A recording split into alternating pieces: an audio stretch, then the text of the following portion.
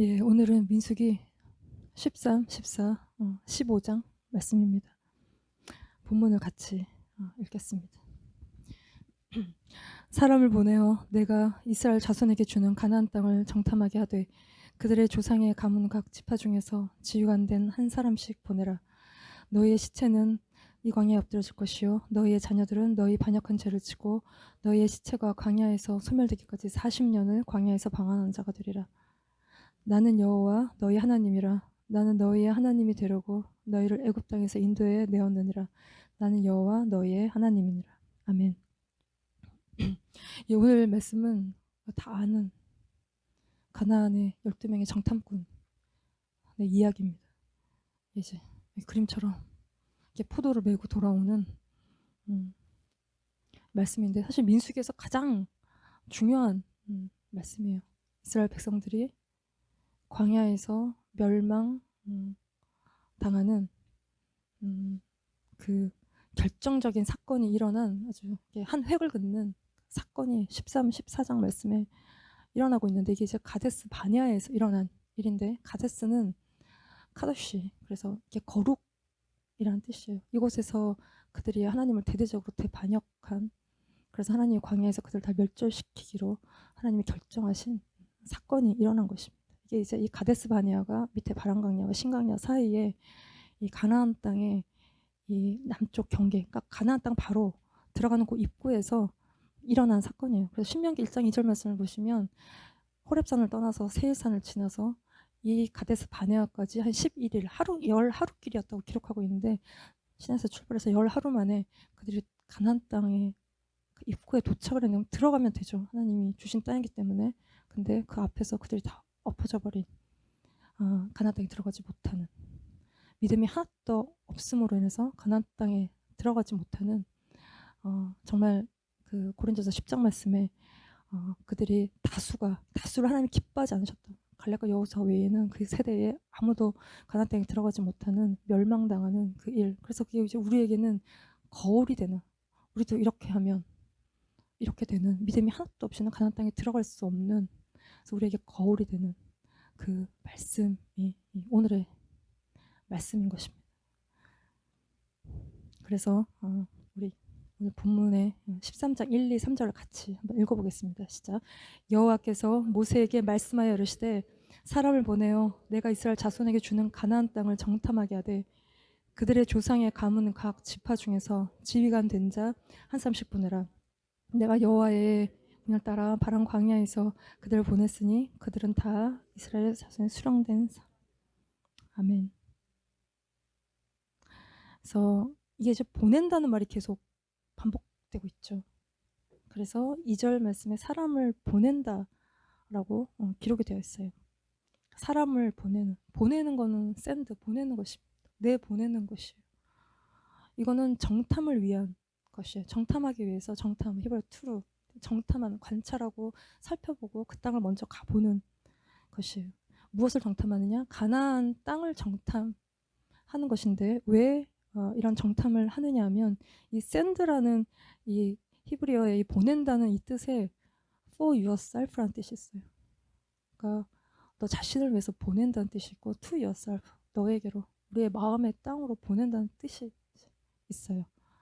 그래서 이거는 하나님을 위한 것이 아니에요. 정탐하는 일은 하나님이 그 땅에 인범이 필요하셔서 스파이들을 보내는 것이 아니라 이거는 지극히 우리들의 필요 때문에 하나님이 가나안 땅에 이 12명의 정탐꾼들을 보내는 것입니다.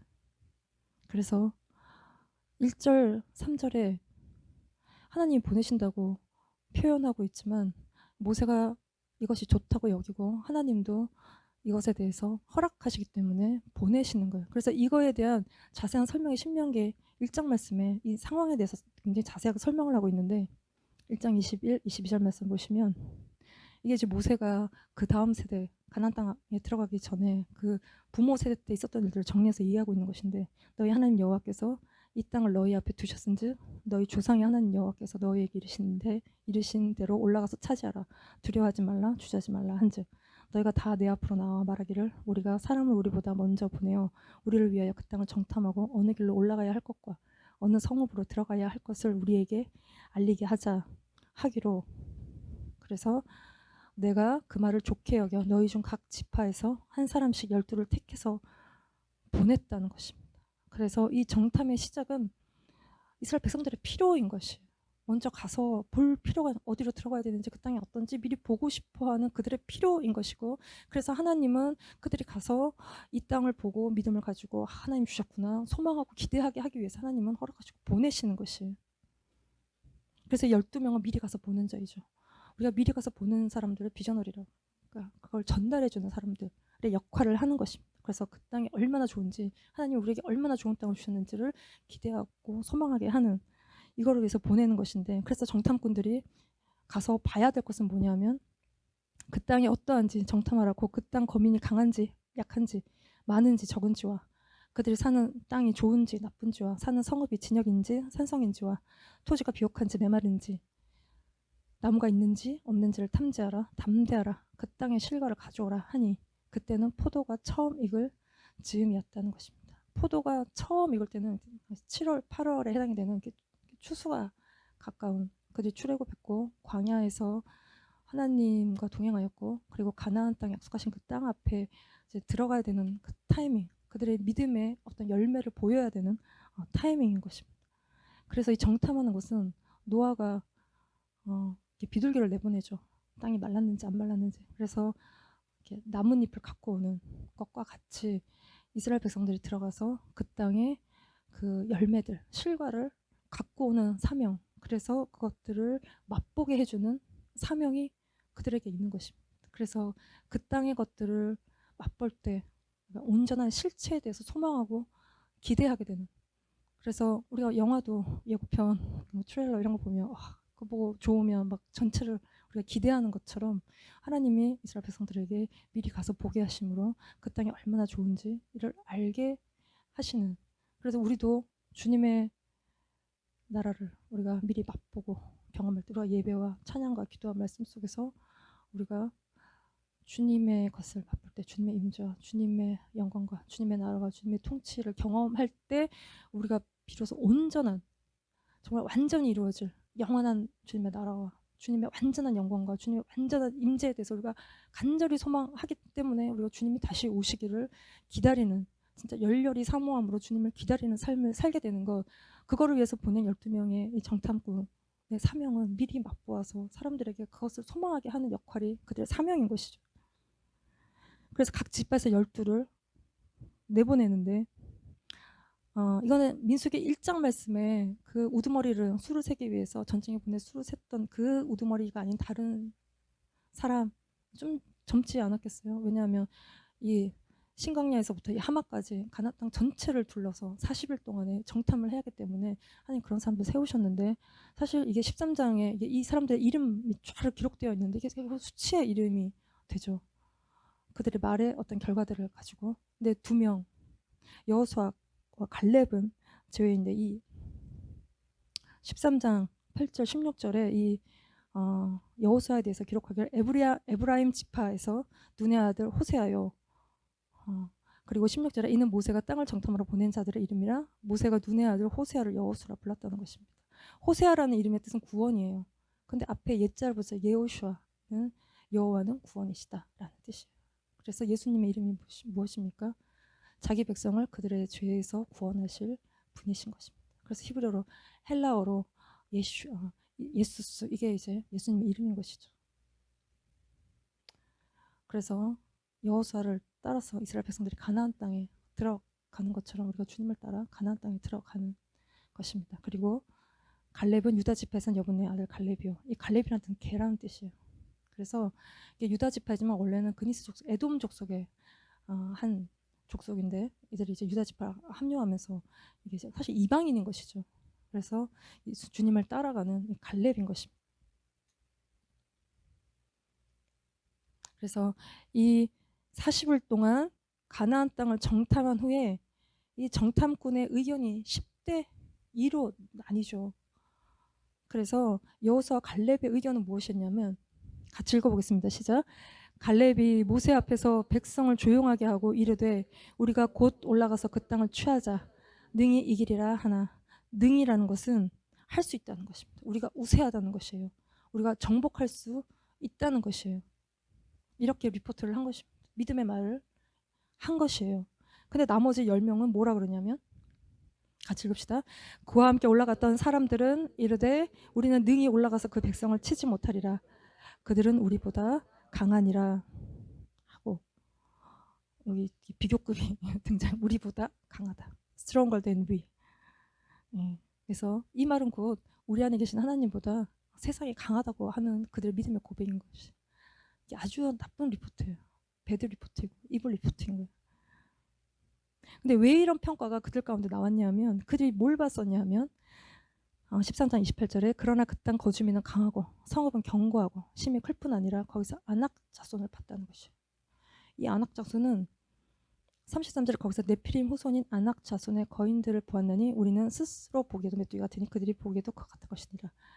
네피림 후손인 안악 자손을 봤는데, 우리도 봤죠. 안악 자손을 어디서 봤어요? 창세기 6장에서 우리도 이거 본 적이 있어요. 하나님의 아들들과 사람의 딸들의 결합.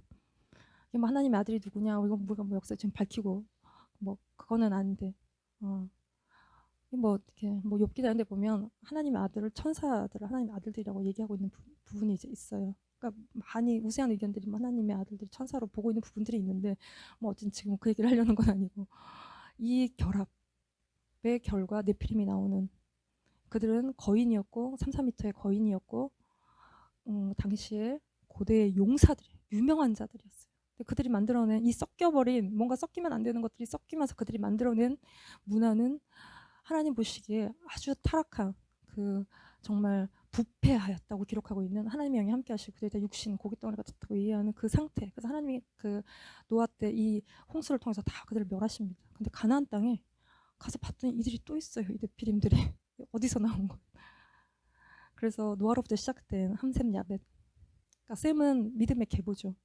그래서 예수님이 나오세요.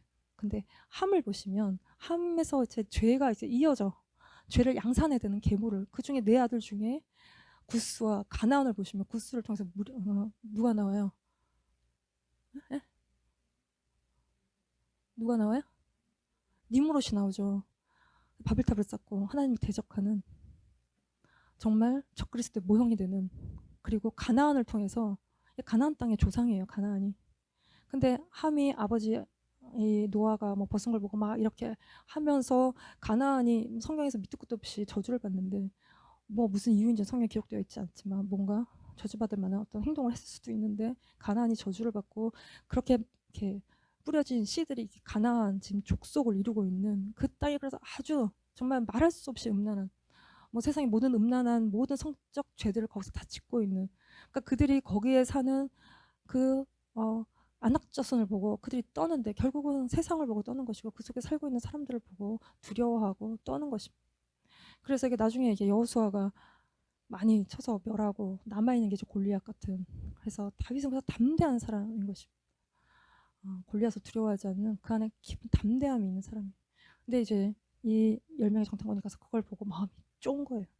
그래서 뭐라고 그들이 얘기하냐면 우리는 스스로 보기에도, in our own sight, 이게 이제 스스로 본 것이에요. 눈으로 본 것이에요. 그래서 이게 히브리어 뿌리 글자로 이게 아이는 쓰고 있는데, 이게 이제 아이는 눈, 아이를 의미하는 것이에요.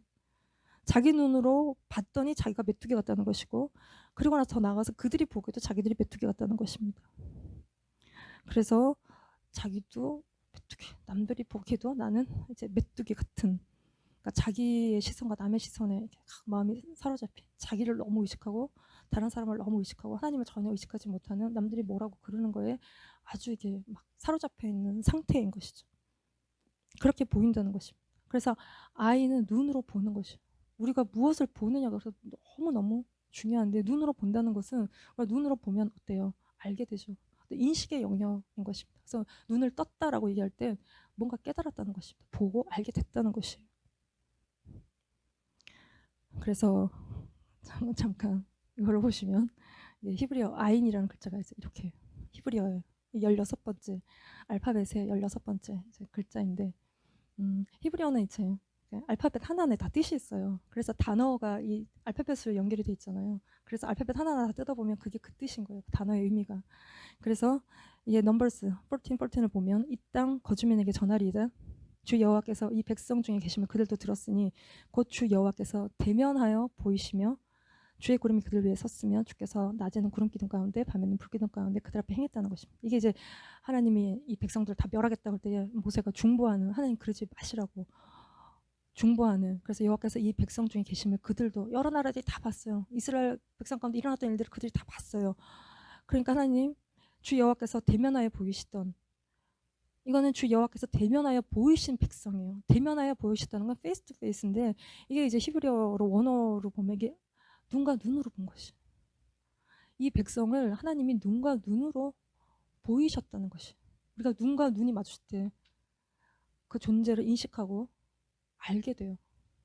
그리고 우리가 눈으로 볼 때 주님을 보는 것이죠. 그래서 이 백성은 하나님이 그들 가운데 계셨는데 어떻게 계셨냐면 눈과 눈으로 보이셨고, 그들은 그래서 하나님을 안 백성이라는 것입니다. 하나님을 깨달은 백성이라는 것이죠. 그래서 하나님을 보았고 하나님을 인식했고, 그래서 하나님을 따라가는, 구름기둥 불기둥을 보고 따라가는 이스라엘 백성들인 것입니다.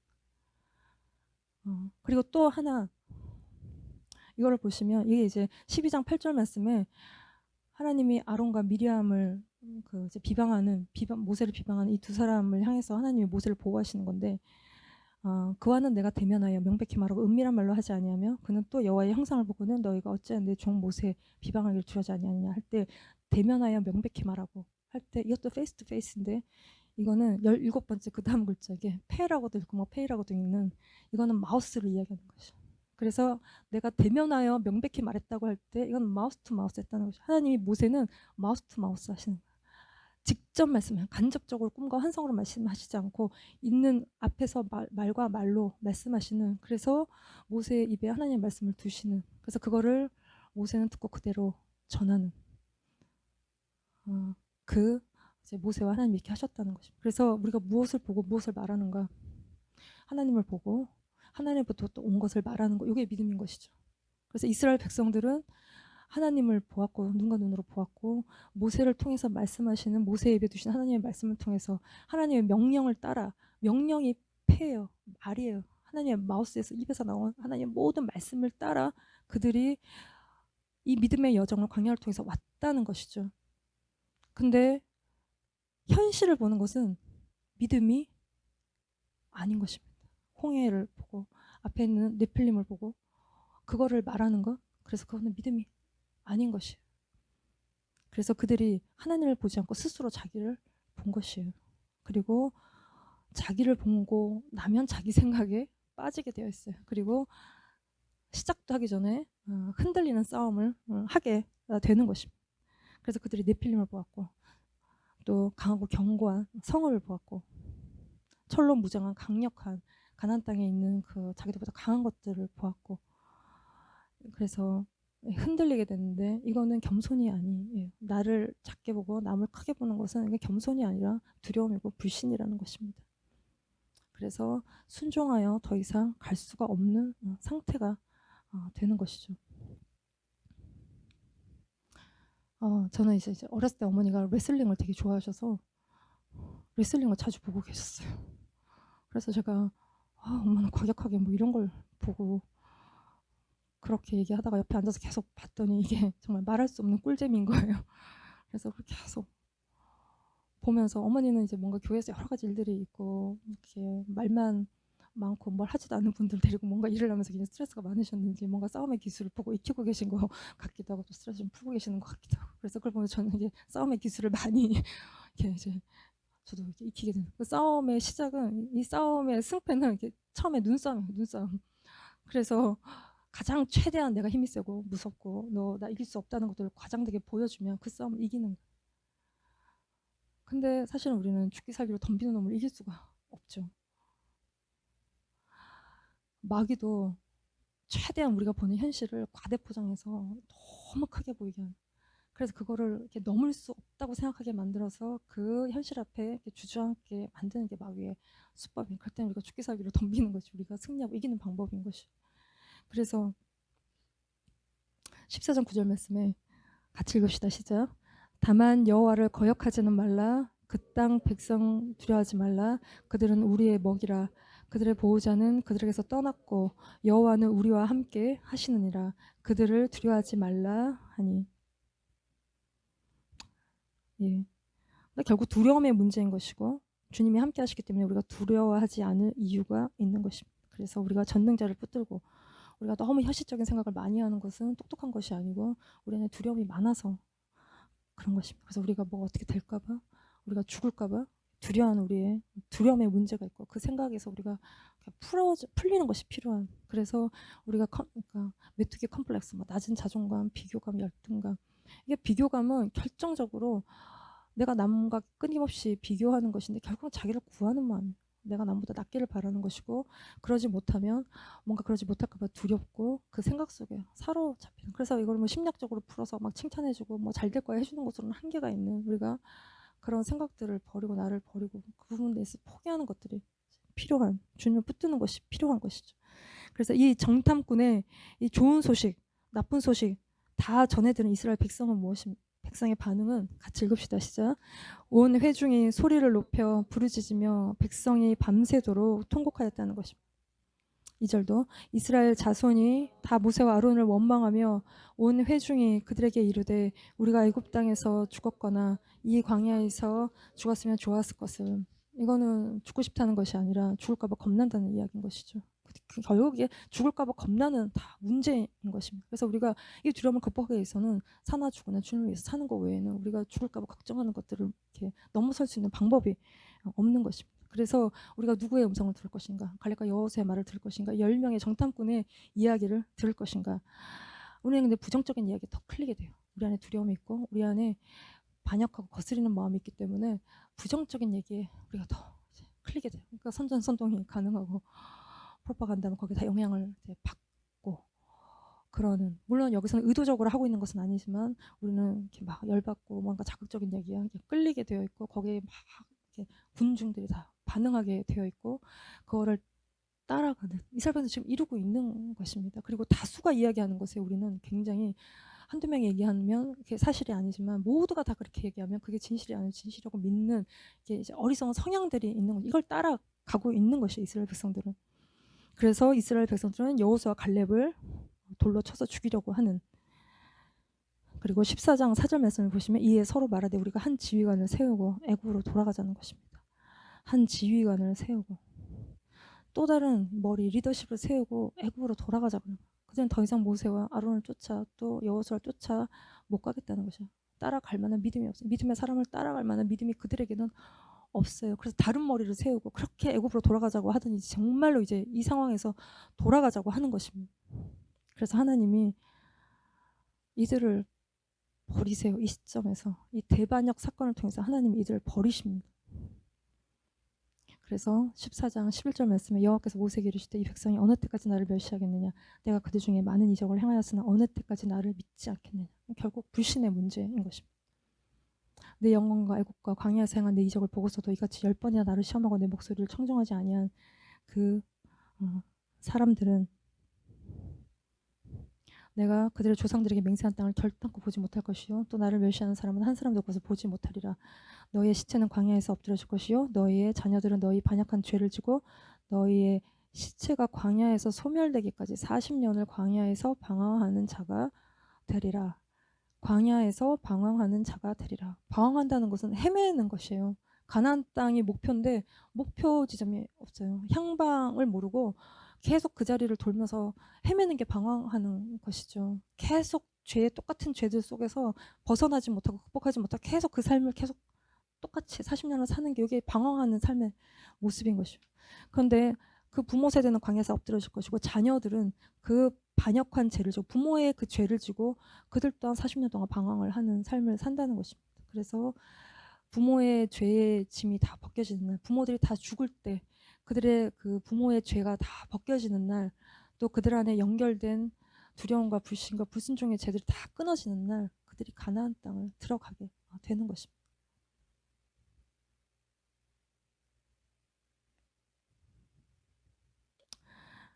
그러나 24절 말씀을 보시면 같이 읽읍시다. 시작. 그러나 내 종 갈렙은 그 마음이 그들과 달라서 나를 온전히 따랐은즉 그가 갔던 땅으로 내가 그를 인도하여 드리리니 그의 자손이 그 땅을 차지하리라. 예, 그 마음이라는 것은 영을 말하는 것이에요. 루아흐를 이야기하는 것이에요. 그래서 그들의 육신의 생각, 불신하고 불순종하는 그들의 생각과 달리 하나님의 생각을 한 것이기 때문에 그들은 온전히 결국 순종했다는 것입니다. 온전히 따랐다, fully followed 한, 완전히 주님을 따른 자가 가나안 땅에 들어간다는 것이죠. 그러니까 온전한 믿음으로만 그 땅에 들어간다는 얘기예요. 우리 안에 부정적인 생각들을 다 버리고 주님을 온전히 하나님이 주시는 생각을 따라 갈 때 그 땅에 들어갈 수 있다는 것이. 그래서 히브리서 3장 18절 말씀에 하나님이 누구에게 맹세하사 그의 안식에 들어오지 못하리라 하셨느냐. 이 안식은 가나안 땅에 들어가는 것입니다. 그 순종하지 아니하던 자들에게가 아니냐. 그래서 믿음과 순종으로만 가나안 땅에 우리가 들어간다는 것입니다. 그래서 이 믿음은 우리의 이성을 넘어 있어요. 믿음은 이성 너머에 있어요. 어디 있을까? 믿음은 이성 너머에 있어요. 그러나 믿음은 정말 너무 현실 파악 못하는 모든 바보들의 유산물이 아니라 현실은 현실인 것이죠. 어려운 건 어려운 것이에요. 그러나 그거를 넘어서 있는 것이, 그 너머를 보는 것이 그게 믿음인 것이고, 광야는 결코 우리의 현실적인 생각을 갖고 걸을 수 있는 것이 아니에요. 그걸 너머에 있는 믿음으로만 걷는 것이에요. 근데 헬라적인 생각은 다 이성을 중요하게 생각하죠. 그래서 아이들이 다 이성적인 교육을 받아서 현실 파악을 잘하는 아이들이 굉장히 똑똑한 아이들인 거예요. 그거 파악 잘 못하면 아이들이 바보인 거죠. 근데 이제 우리는 현실 교육을 시키는 게 아니라 우리는 말씀 교육을 시키고 믿음 교육을 시키고 그거를 뛰어넘는 어떤 교육들을 시킬 때 아이들이 말씀을 붙들고 말씀에 순종할 때 유전적으로 이렇게 뛰어난 사람들이 뭔가 내 세상을 다 지배하는 것 같지만 하늘로부터 오는 말씀을 알고 말씀에 순종하는 삶을 살 때 하늘로부터 오는 지혜가 임할 때 다니엘처럼 요셉처럼 세상을 경영하는 자들을 하나님이 세우시는 것입니다. 그래서 믿음으로 걷는 것이지 현실 파악 잘하는 것으로 걷는 것이 아니에요. 그래서 이 14장 39절에서 45절까지 끝에 말씀에 또 한 얘기가 나오는데 이게 이제 이스라엘 백성 뒷북치는 이야기인 것입니다. 하나님이 이제 이렇게 정리를 하셨는데 그들이 그럼 올라가겠다. 가나안 땅에 그럼 지금 이제 우리는 올라가겠다라고 이야기하는 그럴 때 모세가 더 이상 너희가 하나님이 함께 하시지 않는다라고 말하면서 올라가지 못하게 하는데 그들이 그냥 자기 방식으로 또 행하는 그래서 아말렉에게 또 내려와 있는 가나안 족속에게 침을 당하는 그래서 가를 때는 안 가고 가지 말을 때 가는 끝까지 자기의 방식으로 하는 이스라엘 백성들의 모습이 이게 결국 실패하는 그들의 모습인 것입니다. 그리고 나면 15장에 세 가지를 말씀하시는데 제사에 대해서 말씀하시고 또 하나는 안식일을 지키라고 말씀하셔요. 그리고 또 하나는 옷단 귀에 다는 술에 대한 이 세 가지 말씀을 15장에 하고 계신데 이게 먼저는 이 제사에 대해서 주로 번제가 아닌 전제에 대한 이야기를 하고 있는데 번제나 다른 제사로 드리는 제물이 어린 양이면 전제로 포도주 4분의 1 흰을 준비할 것이요 전제로 포도주 반 흰을 드려 여호와 앞에 향기로운 화제를 삼으라는 것입니다. 이 전제는 다 부어드리는 포도주를 부어서 다 태워드리는 자기를 다 드리는 헌신의 제사인 것이 우리에게 요구하시는 가나안 땅에 들어간 다음 세대를 위한 말씀인 거예요. 다 드리는 헌신된 삶을 살라는 것입니다. 그리고 안식일을 지키라는 것입니다. 주님의 말씀에 온전히 순종하는 삶에 대해서 말씀하고 계시는 것이고 옷단 귀에 다는 술에 대한 말씀을 하시는데 이거는 뭐냐면 요게 그림처럼 이 옷단 귀에 이렇게 늘어뜨린 이 술을 말하는 것이에요. 이게 뭘 의미하는 것이냐면 38절 39절을 같이 읽읍시다. 시작. 이스라엘 자손에게 명령하여 대대로 그들의 옷단 귀에 술을 만들고 청색끈을 그 귀에 술에 더하라. 이 술은 너희가 보고 여호와의 모든 계명을 기억하여 준행하고 너희를 방종하게 하는 자신의 마음과 눈의 욕심을 따라 음행하지 않게 하기 위함이라. 말씀을 기억하게 하기 위한 것입니다. 주님의 말씀을 지키고 살아야 멸망당하지 않는다는 것이죠. 그래서 우리가 우리의 삶의 기초를 어디에다 둘 것인가? 사람들의 인정과 사람들의 말과 사람들의 반응에 둘 것인가?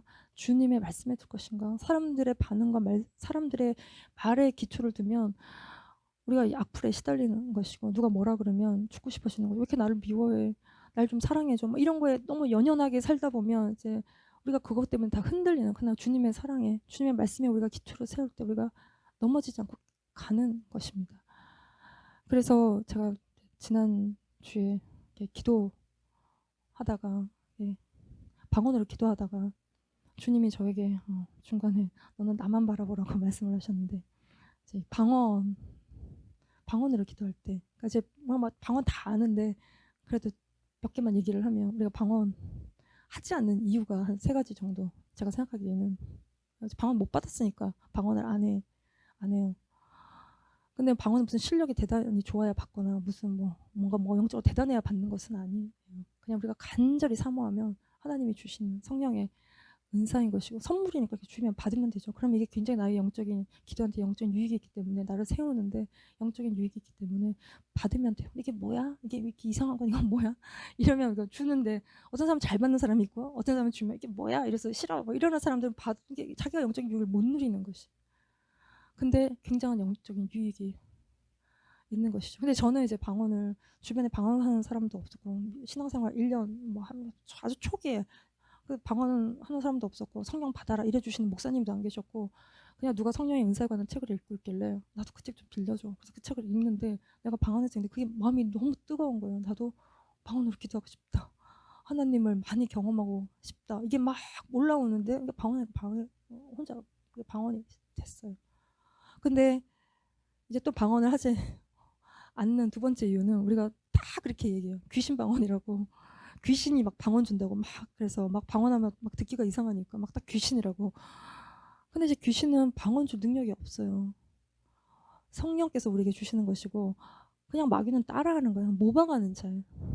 그래서 제가 어떤 다큐를 봤는데 고지대에 사는 사람들의 이야기, 높은 지대, 산간지대에 사는 사람들의 이야기인데 이게 막 산신령을 숭배해 거기 사람들이. 그래서 이렇게 제사를 드린다면 방언을 하는 거예요. 그 사람들도. 그러니까 이제 모든 종교에 방언이 있죠. 고수들은 다 방언을 해요.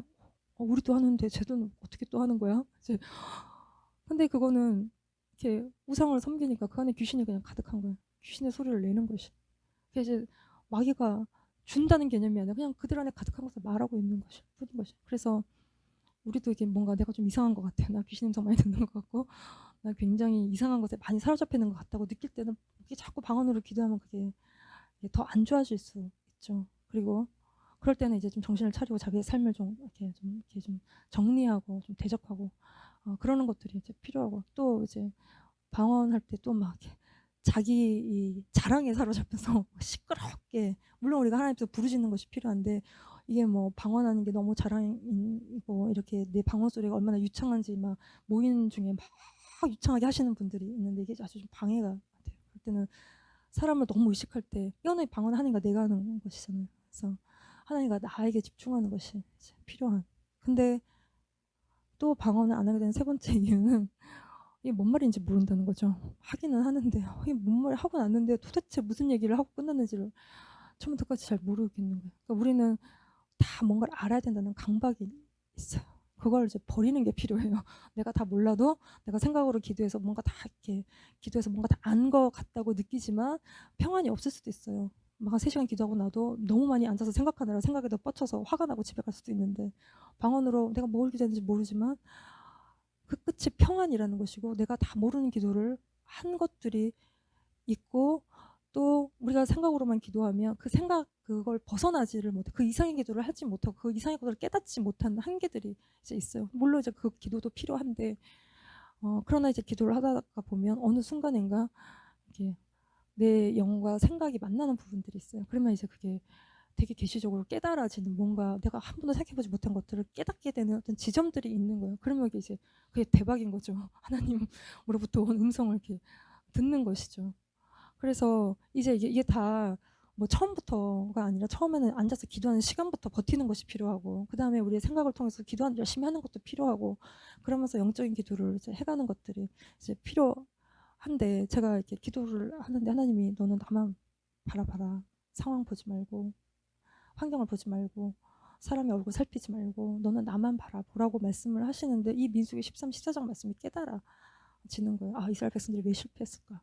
결국 보는 문제에서 실패한 것입니다. 하나님을 봤어야 되는데 어떤 상황 속에서 하나님만 바라봤어야 되는데 그들 네필림을 보고 자기 메뚜기 같은 거 보고 저 사람들도 나를 그렇게 생각할 거라고 생각하고 막 그런 생각에 휩싸이면서 이들이 실패하는 그러니까 결국은 우리가 뭐 다 많은 얘기를 하지만 우리가 넘어지는 지점이 여기인 것입니다. 여기서 다 넘어지니까 끝까지 가지 못하고 시험 들고 남지 나라 어떻게 보는지 생각하고 하나님의 시선에 사로잡히지를 못하는, 그래서 주님만 바라보면서 내가 주님만 이렇게 바라보니까 임재 안으로 들어가고 주님의 이렇게 성령의 충만함 가운데 이렇게 들어가는 걸 경험하게 이렇게 되는.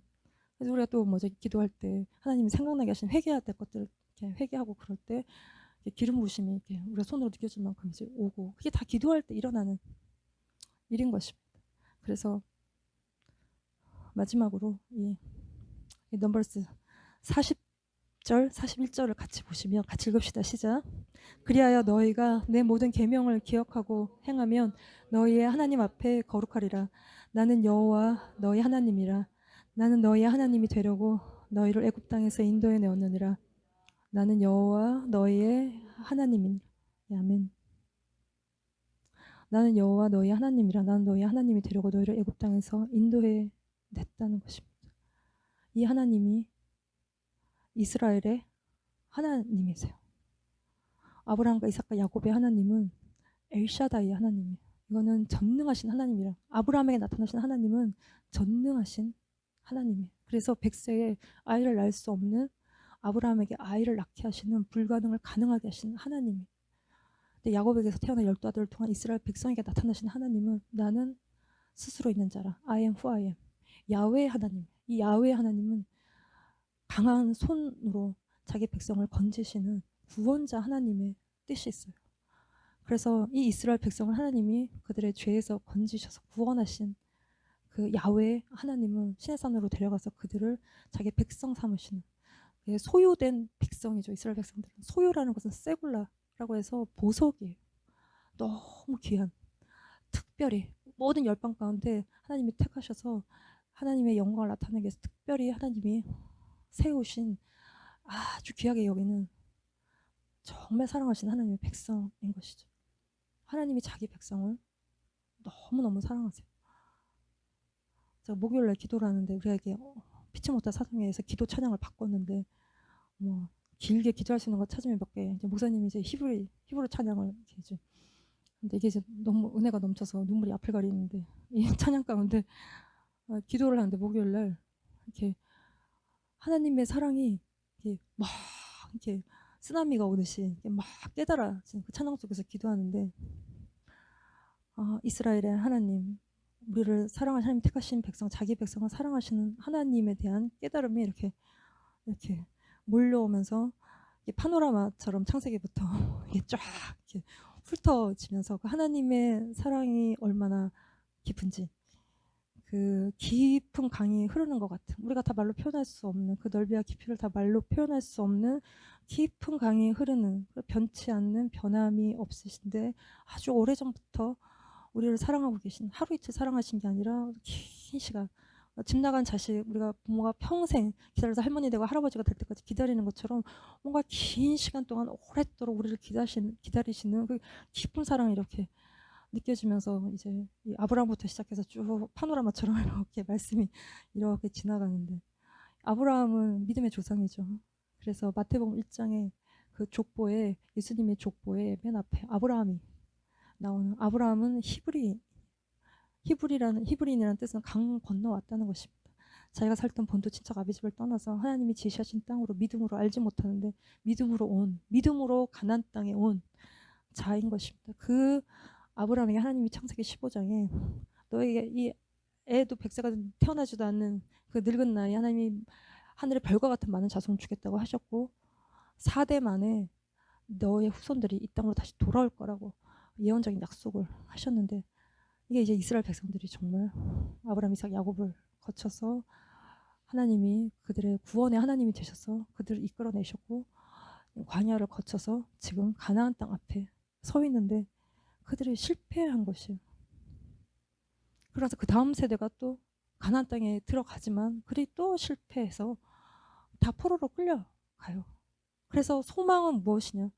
예수 그리스도인 것입니다. 자기 백성을 그들의 죄에서 구원하실, 자기 백성을 그들의 죄에서 구원하실 예수 그리스도가, 자기 백성에게 팔리우고 넘기우고 죽임당하신 예수 그리스도가, 그 아들을 주신 주님의 사랑이 또 구름 타고 다시 오시는 그 그때 그 찌른 자도 보게 될 그 예수 그리스도가 우리의 소망이고, 또 우리 그리스도 안에 있는 우리가 그분의 또한 우리도 백성인 것입니다. 그 백성을 주님이 너무 사랑하신다는, 그래서 우리가 광야에서 광야길을 걷고 있는데 실패하지 않고 두려움과 불신과 불순종 가운데 넘어지지 않고 시작한 믿음이, 그 믿음이 끝날 때까지 하나님이 예수 그리스도를 붙들고 갈렙이 그렇게 갔던 것처럼 가기를 주님이 원하십니다. 예. 그럼 우리가 되기를 기도합니다. 같이 기도하시겠습니다.